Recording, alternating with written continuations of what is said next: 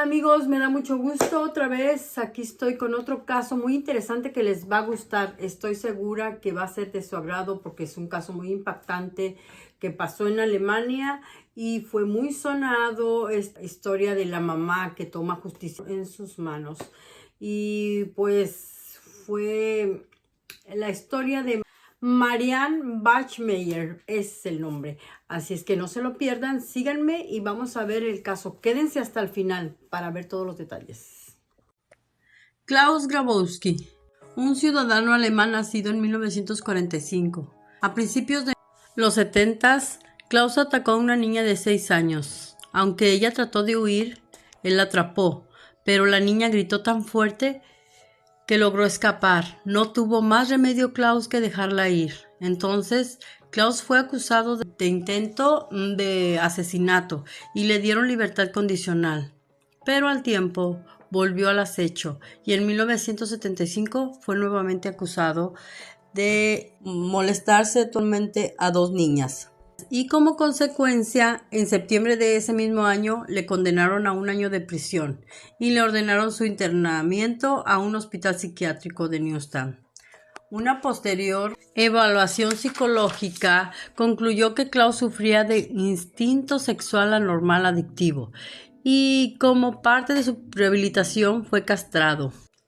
La castración química ha sido un tratamiento controversial para los delincuentes sexuales durante décadas y consiste en la administración de medicamentos que reducen la libido y se aplica con el objetivo de impedir que los violadores, pediatras y otros delincuentes sexuales reincidan.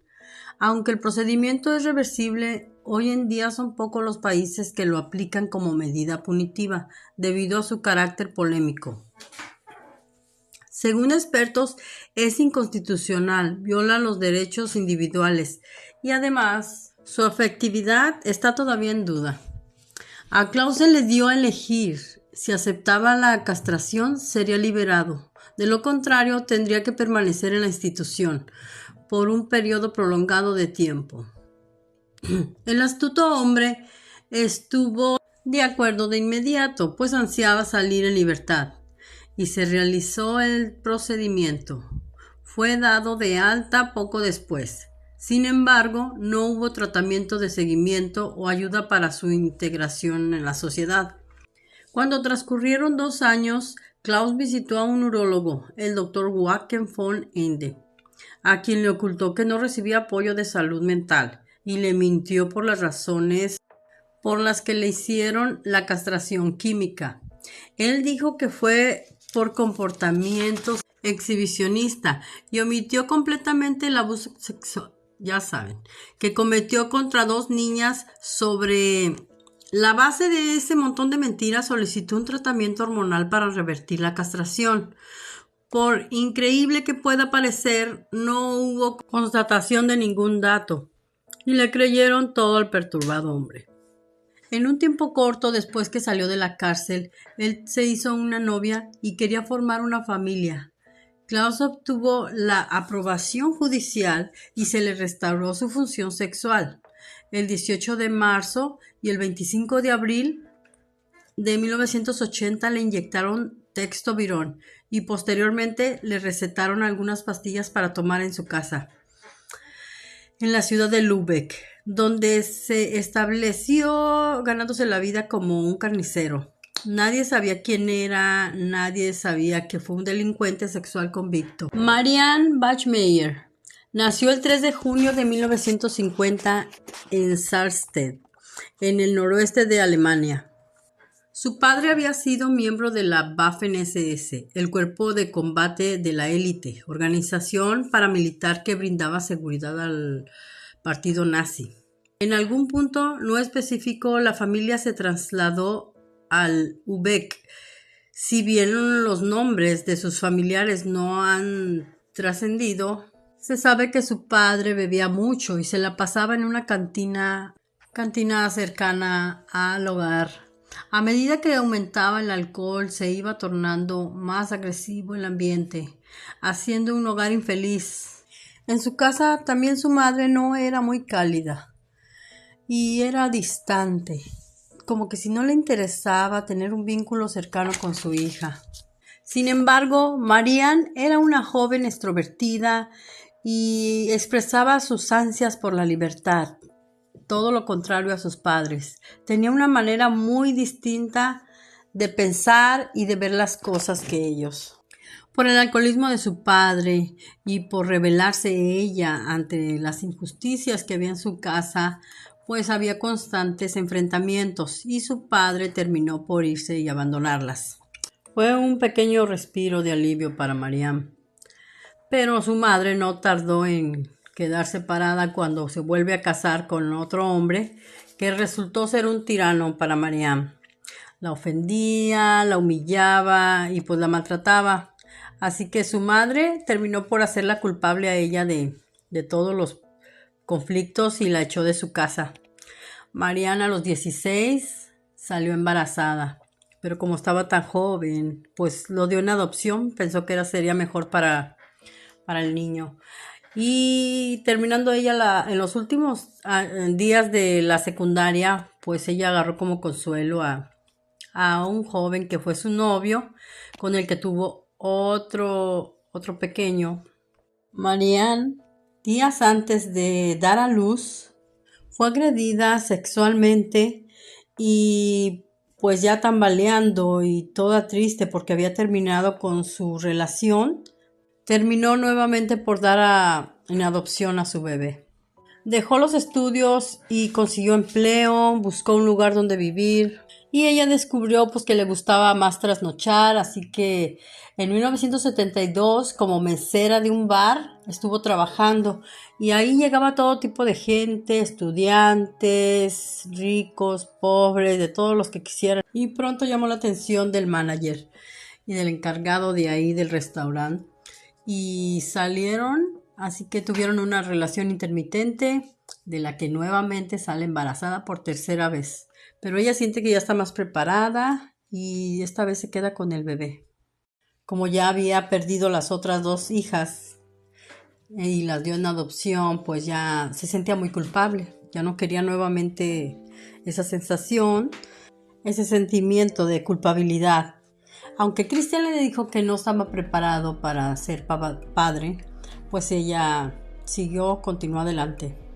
Y en 1972 nace esta hermosa criatura que tuvo como hija y decidió después de eso ligarse las trompas de falopio para ya no volver a tener más hijos y tener que lidiar con esa duda de darlo en adopción o quedárselo. Y pues supuso que solo estaba preparada para tener un solo hijo. La niña le puso por nombre Ana, donde su madre tenía que ir a trabajar de noche y regresaba en el día, pero tenía que dormir. Mientras Ana se divertía jugando en las calles empedradas de Lübeck, platicando con los vecinos y jugando con sus mascotas. Pero el día 5 de mayo de 1980, un día como cualquier otro, se levantó Ana de mal humor y discutieron las dos. Pero le permitió finalmente no ir a la escuela, que era lo que quería Anita. Entonces ella, como siempre, platicaba con un gatito que tenía ahí el vecino, que siempre pasaba, y le preguntaba a la niña si podía jugar con el gatito y él le decía que sí. Ella conocía también a su mamá porque le hacía preguntas y la niña pues contestaba, como le gustaba platicar. Entonces la niña volvió a preguntarle si podía ese día jugar con su gato y le dijo que sí, pero que pasara allá arriba, ahí en su casa. Y entonces la niña subió a su apartamento. Resulta que aquel hombre con el que ella estaba platicando, este hombre era ni más ni menos que Klaus. Y tenía una prometida con la que estaba viviendo, pero en ese día ella estaba ausente. Por la tarde, Marianne tuvo una sesión de fotos y a un periodista curioso se le ocurrió que quería hacerle una historia acerca de su raro Volkswagen que tenía, inusual, con fotografías ahí por todo lo exterior. Entonces ya regresó ella a la casa y notó que no estaba su hija, se le hizo raro y la empezó a buscar. Salió a buscarla y no la encontró, preguntó a sus amiguitos que si la habían visto por ahí y dijeron que no. Así que fue a la policía, hizo su denuncia.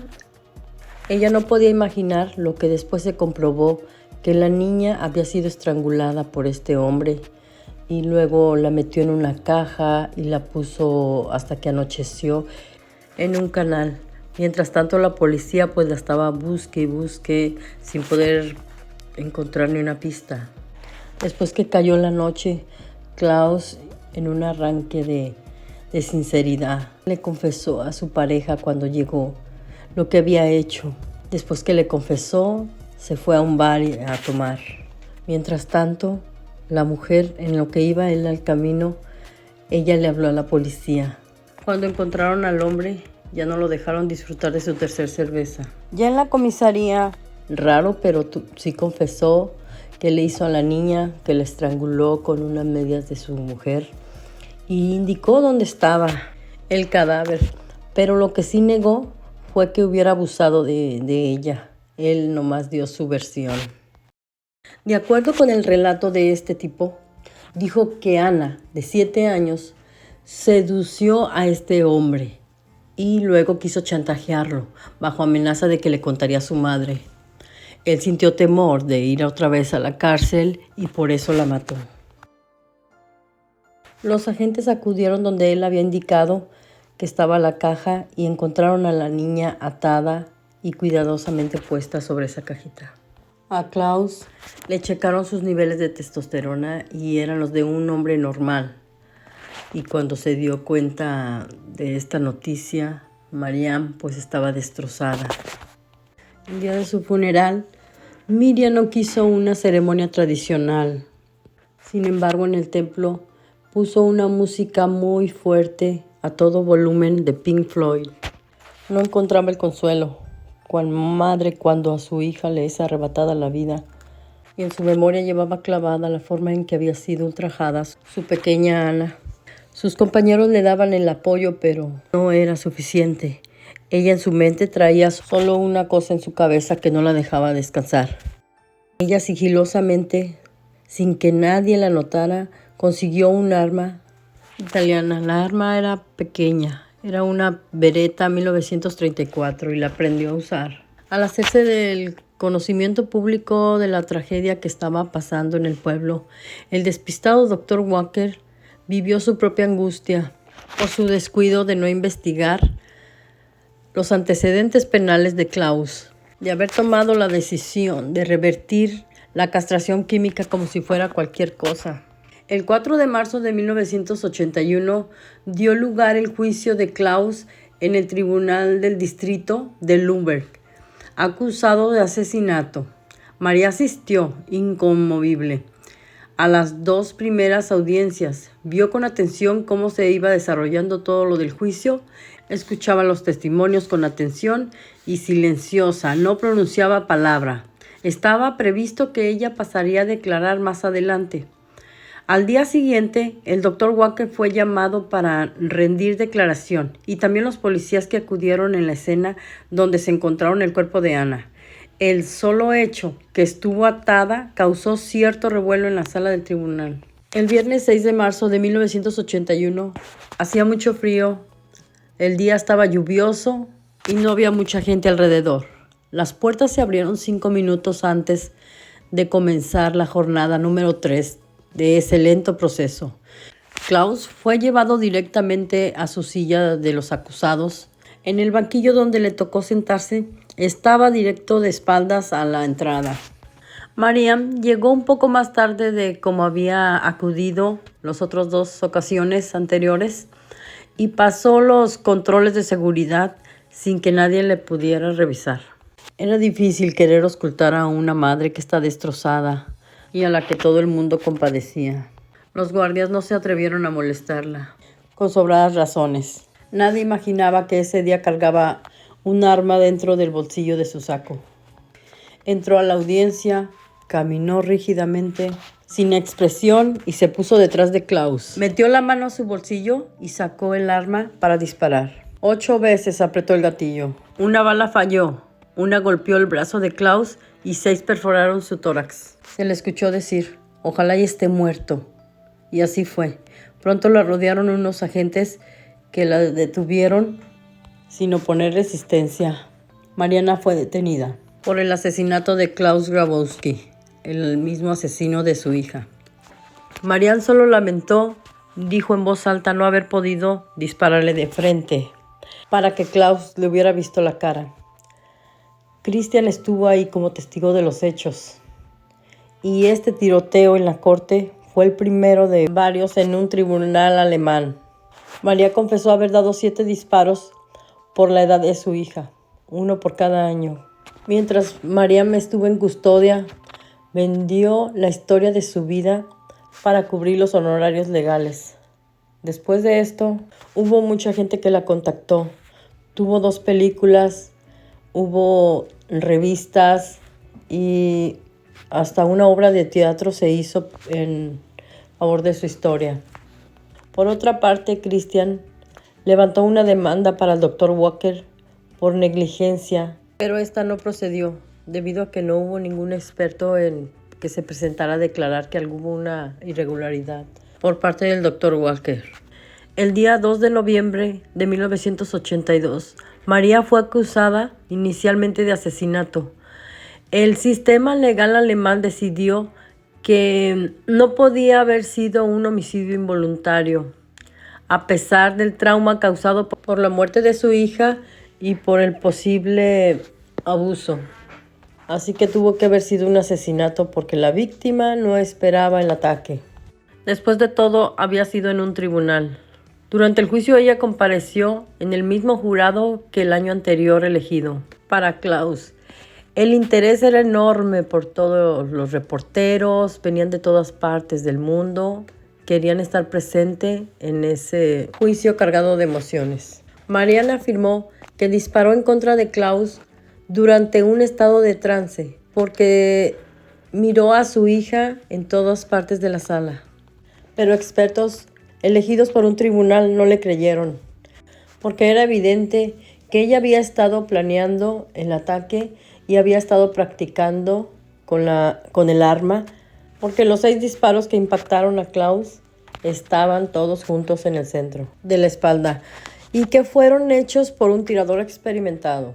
La opinión pública se dividió, y tanto que la gente llegó a nombrarla como la mamá vengadora y enviaron cartas al tribunal. Algunas eran cartas amenazantes, donde el juez y el fiscal ya temían por sus vidas si no era liberada. Así que estaban entre la espada y la pared. Pero otros enfatizaban que lo ocurrido a Klaus era un linchamiento y que tendría que recibir su merecido, porque era un estado constitucional y que nadie debería de tomarse el papel como juez. También hubo manifestaciones afuera del tribunal y en ambas posturas estaba todo un alboroto a nivel nacional. Se emitieron programas con el título "Yo también le habría disparado". Había mucha gente que era solidaria con Marianne, pero también había otras que recordaban que ella había dado en adopción a sus 2 primeros hijos y era una irresponsable. Después de 28 días de negociaciones y de todos los argumentos legales, al final le retiraron el cargo de asesinato y el jurado acordó el veredicto por homicidio y posesión de arma ilegal.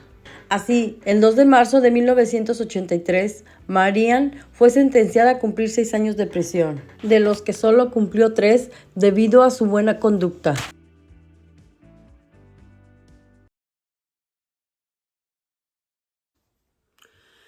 ¿Y cómo ven, amigos, esta historia de Marianne, verdad? Que fue tan sonado, tan popular, pues es un caso muy peculiar.